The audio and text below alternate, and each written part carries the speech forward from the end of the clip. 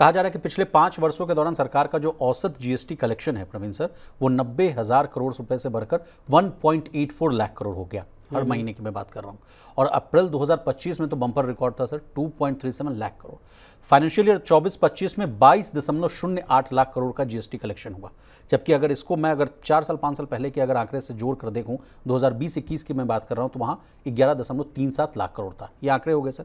अब कहा जा रहा है, कई रिपोर्ट्स हैं और तमाम जो वित्त सचिव भी हैं उनका भी एक बयान आया, कहा गया कि इस कदम से 48,000 करोड़ का नुकसान भी होगा। इसी के साथ एसबीआई रिसर्च की भी एक रिपोर्ट है, वो भी कहते हुए नजर आए थे कि सालाना जो है 85,000 करोड़ रुपए के आसपास का राजस्व का यानी रेवेन्यू का नुकसान हो सकता है जीएसटी रेट रैशनलाइजेशन से। आपसे समझना चाहेंगे, एक तो गुडी सवाल हो गया सर, अब एक ये प्रो एंड कॉन्स वाला भी सवाल है सर, आप कैसे देख रहे हैं नुकसान को?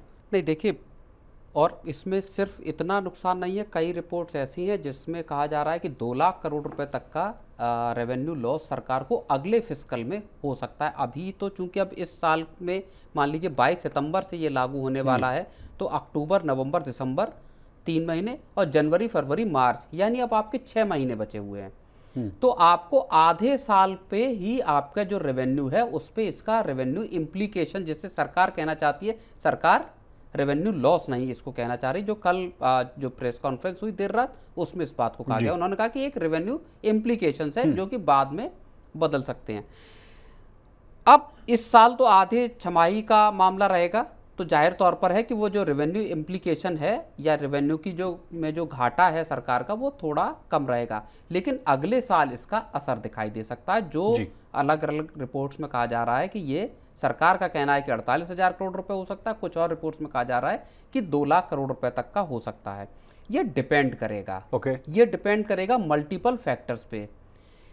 मान लीजिए मॉनसून कैसा है, लोगों की अर्निंग कैसी है, एग्रीकल्चरल इनकम कैसी है, किसानों की कमाई कैसी रह रही है, कंपनियों के रिजल्ट्स, बिल्कुल कंपनियों के रिजल्ट्स कैसे हैं। इसके साथ ही आपका फिर जो यूएस इंडिया का जो पूरा का पूरा गेम चल रहा है, यहाँ पे चीज़ें किस तरह की शक्ल लेती हैं।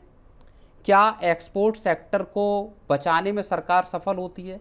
क्या 1.5 लाख जो नौकरियां हैं, अगर वो नौकरियां खत्म होती हैं तो क्या ये कंजम्पशन बूस्ट वाकई हो पाएगा? तो इसके साथ जुड़े हुए बहुत सारे सवाल हैं। जो 2 लाख करोड़ का या 48,000 करोड़ या 85,000 करोड़ के जो अलग अलग आंकड़े हैं, वो दरअसल कोई भी आंकड़ा अभी फाइनल है नहीं। प्रवीण सर, अगला फिस्कल तो और भी भारी रह सकता है अगर उसमें, अगर आप तमाम आपने पॉइंट्स गिना दिए, एक पॉइंट जो छूट गया कि 8वें वेतन आयोग को इंप्लीमेंट किया जाएगा, उससे भी कहा जा रहा है कि अगले फिस्कल में 2 लाख या 3 लाख करोड़ के आसपास का वो भी एक बोझ पड़ता हुआ दिखेगा। नहीं, वो हाँ देखो, सरकारी खजाने पे वो बोझ पड़ेगा, लेकिन अल्टीमेटली वो पैसा आ कहाँ रहा है? वो आ रहा है लोगों की जेब में। लोगों की जेब में आएगा तो लोग खर्च करेंगे। सरकार अब दरअसल अपनी अप्रोच को चेंज किया है पिछले साल के आखिर से। गवर्नमेंट ने जब से लास्ट टाइम जब आरबीआई गवर्नर ने रेट कट नहीं किया, और उसके बाद से, और सितंबर क्वार्टर की जब जो वो आई थी आपकी जीडीपी के नंबर आए थे, उन्होंने सरकार को हिला दिया पिछले साल। और उसमें जो 5.4% का था, तब सरकार को समझ में आया कि अब चीज़ें या अब हालात काबू से बाहर हो सकती हैं। उसके बाद से सरकार ने अपनी अप्रोच को चेंज किया और अब सरकार कंजम्पशन लेड ग्रोथ को अचीव करना चाहती है, जहाँ पे कंजम्पशन उसके की उसमें रहे।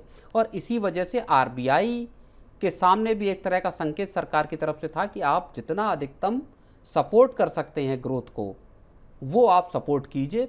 मदद मिली आपको महंगाई के नंबर से जी, जो लगातार महंगाई, सीपीआई इन्फ्लेशन कम हुआ। ये बात अब भी कही जा रही कि सीपीआई इन्फ्लेशन कम होगा, लेकिन जो फिस्कल डेफिसिट है जी, उसमें भी 20 बीपीएस का जो है वो आपको एक तरह से कहा जाए कि मुश्किल आएगी आपको, है ना, गैप बनेगा।